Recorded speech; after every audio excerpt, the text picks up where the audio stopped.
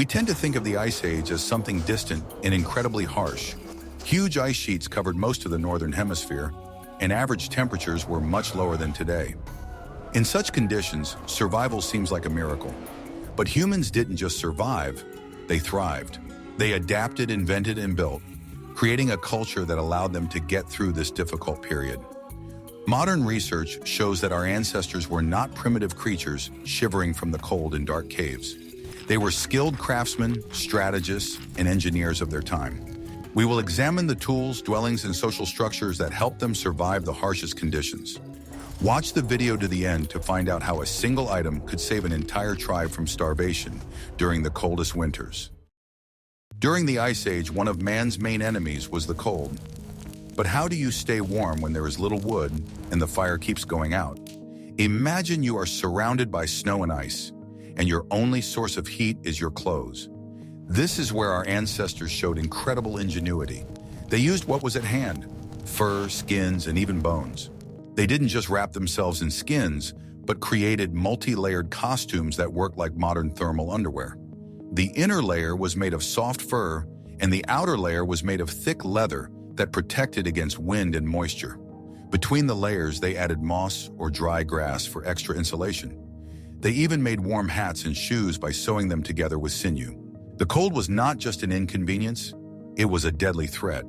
Therefore, fighting it became one of the main priorities. People not only created warm clothes, but also equipped their homes to retain as much heat as possible. In caves, they used natural depressions in the walls to protect themselves from drafts.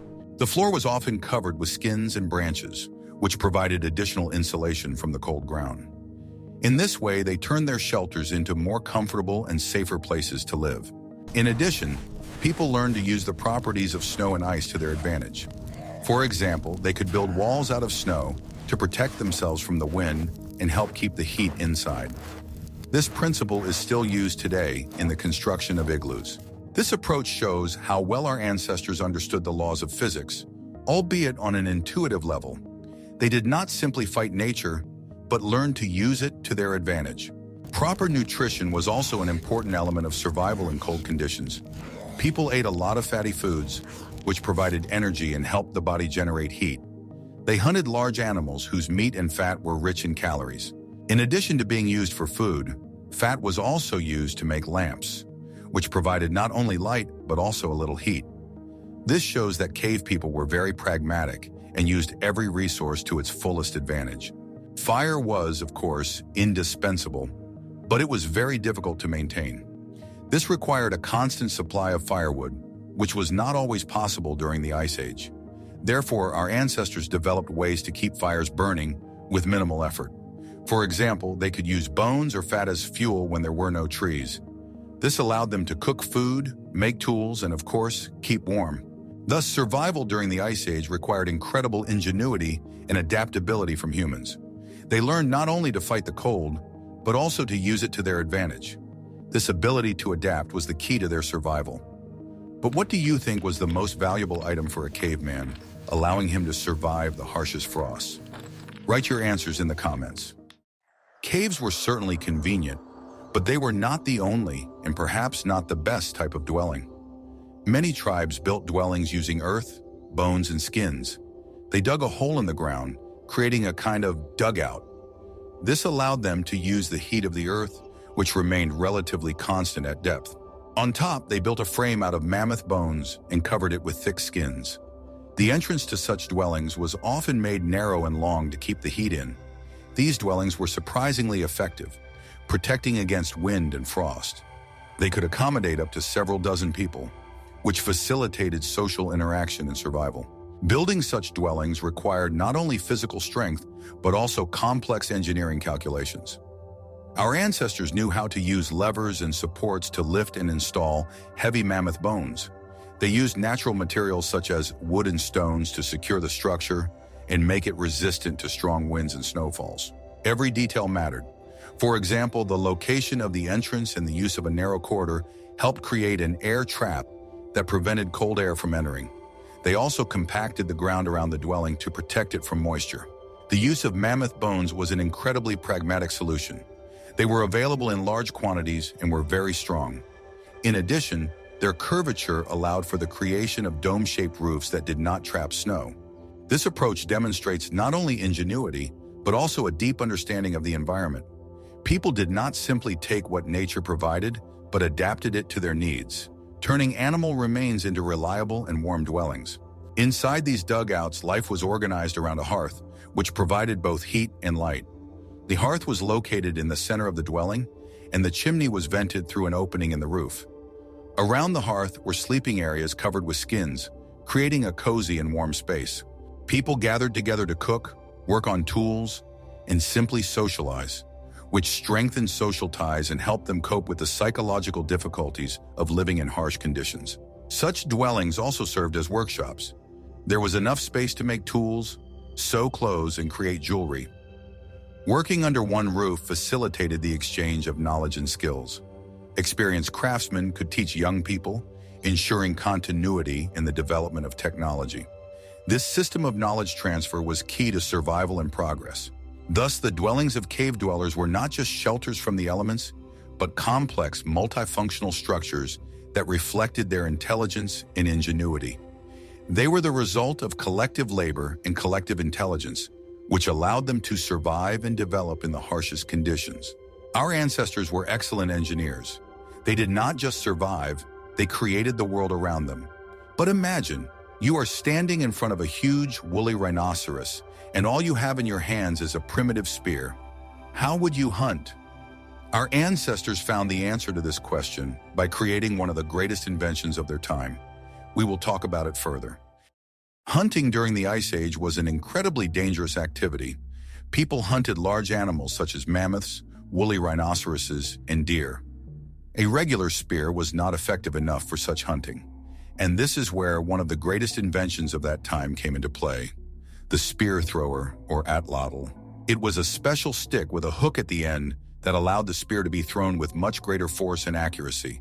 The atlatl increased the spear's range and penetrating power, turning an ordinary hunter into a formidable opponent for any animal.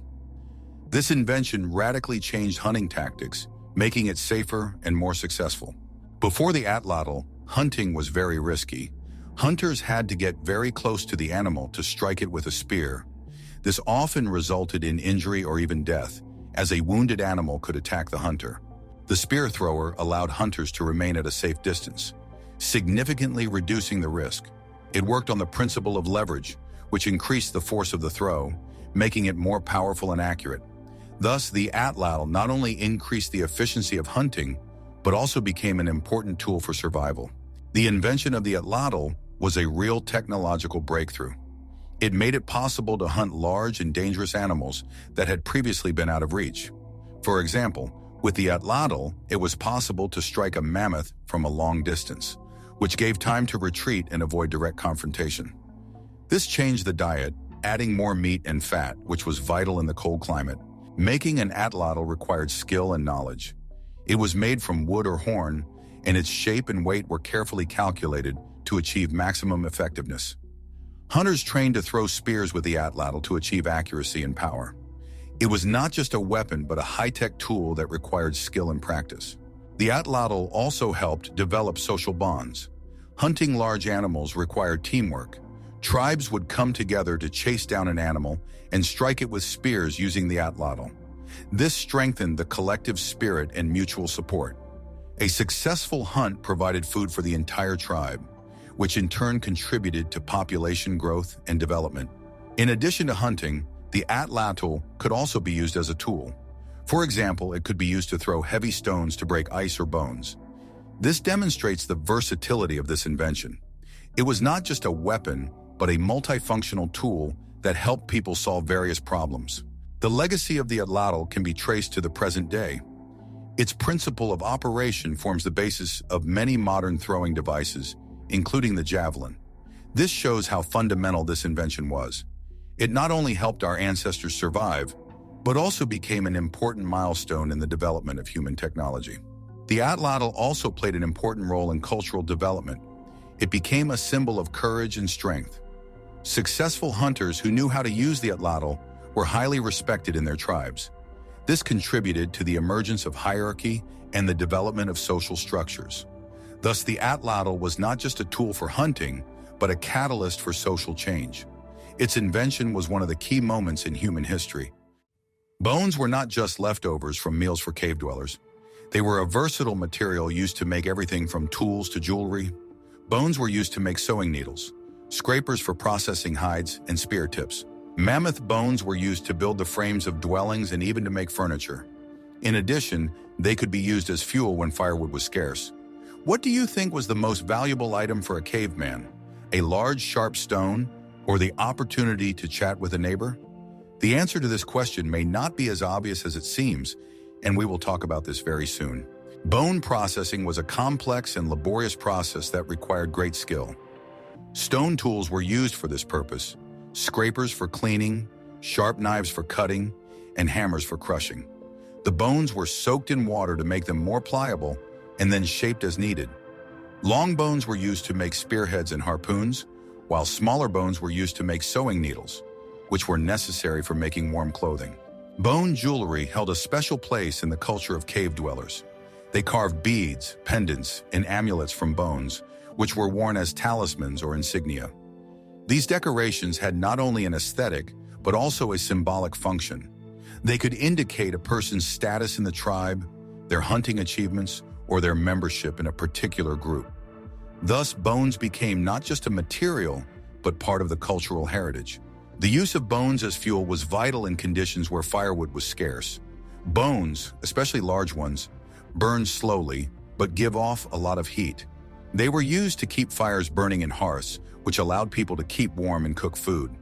This shows how pragmatic our ancestors were in their use of resources. They did not throw anything away, but found a use for everything that nature gave them. In addition, bones served not only as material, but also as tools. For example, they were used to make shovels for digging the ground, which was necessary for building dugouts. Bone scrapers were used to process skins, making them soft and suitable for sewing clothes. This shows that bones were a versatile material that could be used for a wide variety of tasks.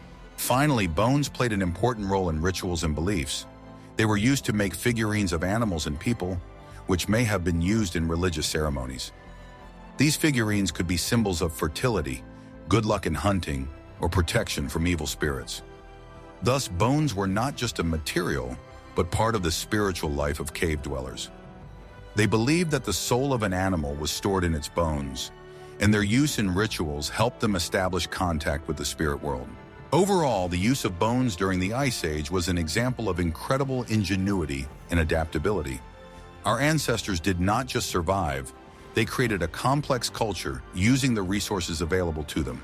Their attitude toward bones as a universal material and their ability to find uses for them in various areas of life is truly amazing.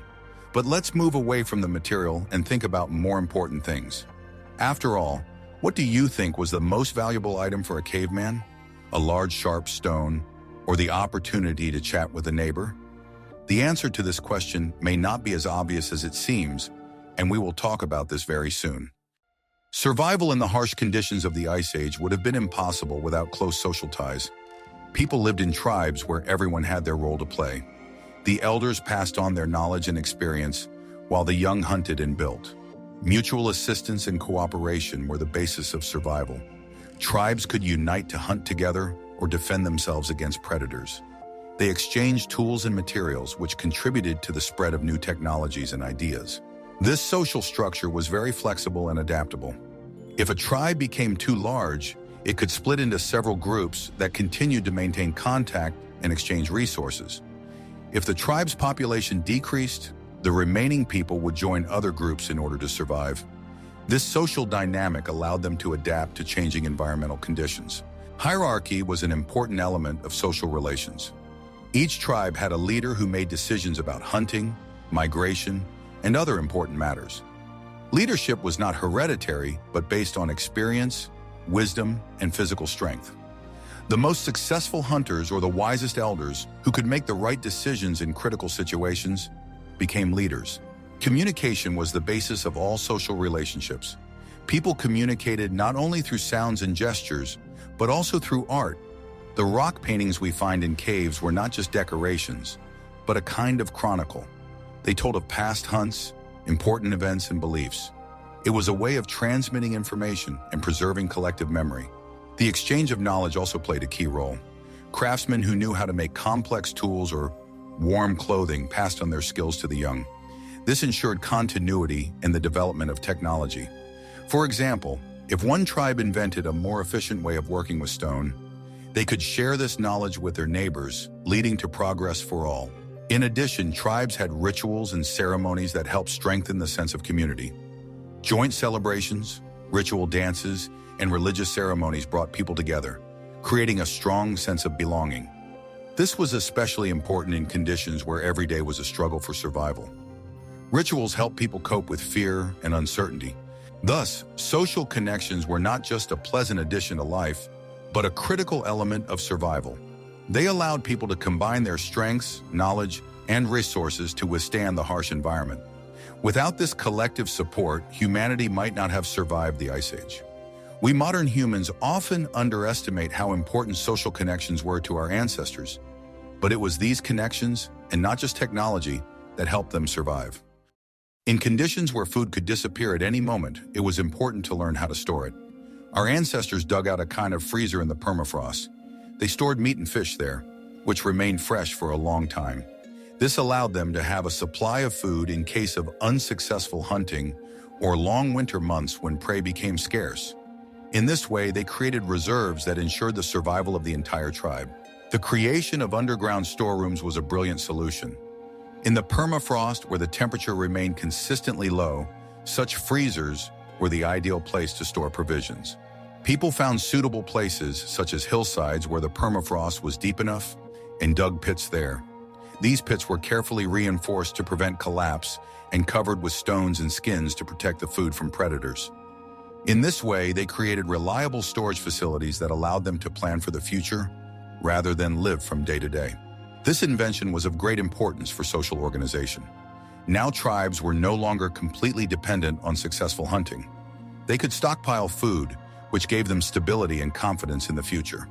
This in turn allowed them to spend more time on other activities such as making tools, clothing, and, of course, developing their culture. Storing food in underground storerooms also contributed to the development of collective labor. Creating such storerooms required joint efforts. People dug pits together, carried meat, and monitored the safety of supplies. This strengthened social ties and a sense of community. Every member of the tribe understood that their contribution to the common cause was important for the survival of all. In the conditions of the Ice Age, when every resource was worth its weight in gold, food storage was not just a convenience, but a necessity. People learned to use not only meat, but also bone marrow and fat, which were very high in calories and could be stored for a long time. They dried meat and fish to prevent spoilage and stored them in these underground storerooms. This allowed them to have a varied diet even in the harshest winters. Thus, the invention of underground storerooms was another important step in the development of human civilization. It was not just a technological breakthrough, but a social revolution that changed people's way of life. They ceased to be nomads who constantly followed animals and became more settled. This, in turn, led to the development of more complex social structures and culture. This ability to plan and work collectively became a key factor that allowed our ancestors to survive the Ice Age and become the dominant species on the planet. They learned not only to survive, but to thrive in the harshest conditions. They were not just hunters and gatherers, but skilled engineers, strategists, and organizers. But what do you think helped people take their minds off their daily struggles when hunting was their only entertainment and death was their greatest fear? It turns out they had their own way of relaxing, and it had nothing to do with food. We'll talk about that very soon. Despite all the difficulties, the lives of cave people were not just about survival. They engaged in art, creating rock paintings and sculptures. These works of art were not just decorations. They had a deep meaning. The drawings depicted hunting scenes, animals, and symbols that may have had ritual or religious significance. This suggests that humans had a complex culture and spiritual life. Rock paintings found in caves around the world are one of the most vivid examples of how our ancestors were not primitive. These paintings, created with remarkable precision and skill, depict scenes from everyday life, hunting mammoths, bison, and deer. They also depict animals that may have had sacred significance for them. The paints used for the drawings were made from natural pigments, ochre, charcoal, and clay, which were mixed with fat.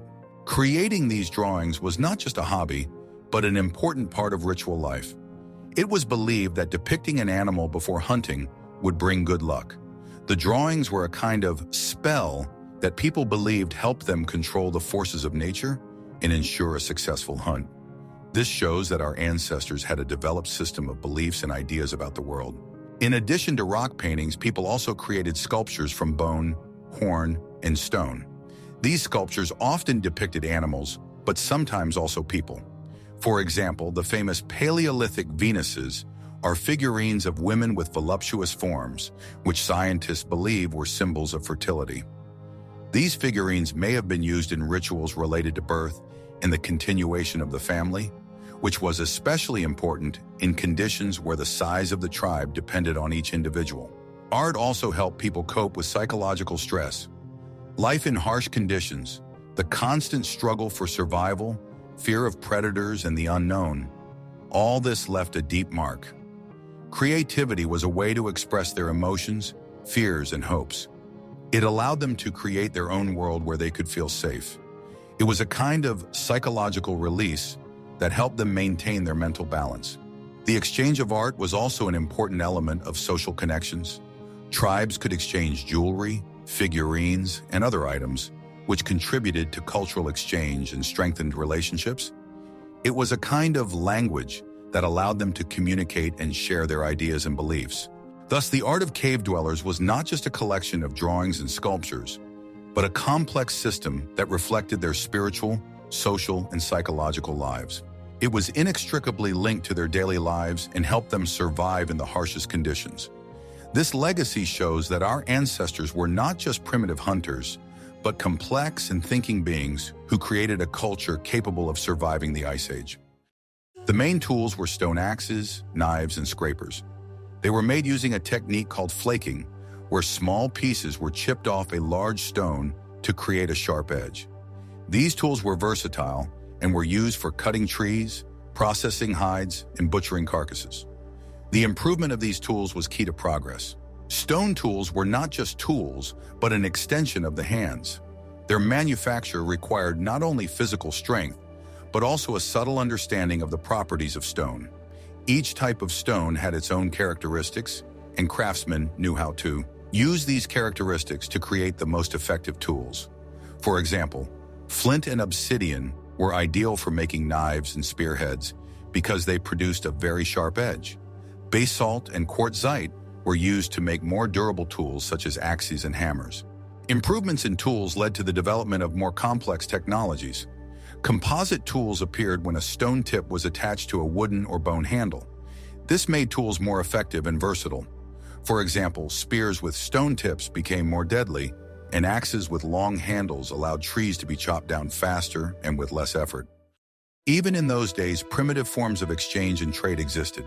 Tribes living in different regions could exchange tools, materials, and knowledge. For example, tribes living by the sea could exchange shells and fish for flintstones, which were necessary for making tools. This exchange network contributed to the development and strengthening of ties between tribes. Trade was not a simple transaction. It was a complex social ritual that strengthened ties between tribes. People met in specific places where they exchanged goods and shared news. These were a kind of marketplace where you could not only obtain the materials you needed, but also establish contacts, find allies, and exchange experiences. The trade routes along which people traveled became a kind of information artery through which new ideas and technologies spread. The exchange of knowledge was perhaps the most important part of trade. If one tribe learned how to make sharper spearheads, it could share this knowledge with another tribe in exchange for something valuable. This led to the rapid spread of innovation and overall progress. The Ice Age left a deep mark on human history. It shaped our instincts, culture, and technology. The skills acquired during those harsh times became the foundation for the development of civilization. We still use the principles laid down by our ancestors, from layered clothing to tools. The legacy of the Ice Age can be traced to the present day. For example, our ability to work collectively and interact socially is a direct result of living in tribes. Our ingenuity and ability to adapt to difficult conditions are all legacies of those harsh times. We still use the principles laid down by our ancestors. For example, the layered clothing we wear in cold weather is an improved version of the animal skins worn by our ancestors. The Ice Age also left its mark on our culture. Our fears and phobias, our love of warmth and fire, our need for communication and security. All of these things have their roots in those times. We subconsciously seek comfort and warmth, just as our ancestors sought shelter from the cold. We value communication and social connections because we know that without them, survival is impossible.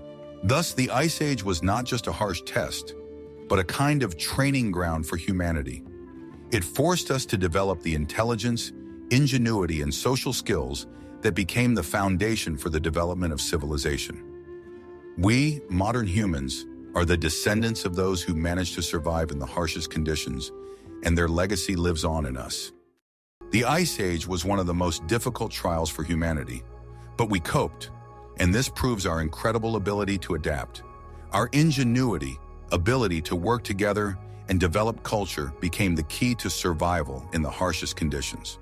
We, modern humans, are the descendants of those who not only survived the Ice Age, but also laid the foundations for the development of civilization. Their legacy lives on in our ability to create, solve complex problems, and communicate with one another. Which of the facts mentioned above did you find most interesting? For example, how did they make warm clothes or build houses out of mammoth bones? Write your thoughts in the comments and don't forget to subscribe to the channel so you don't miss our new videos.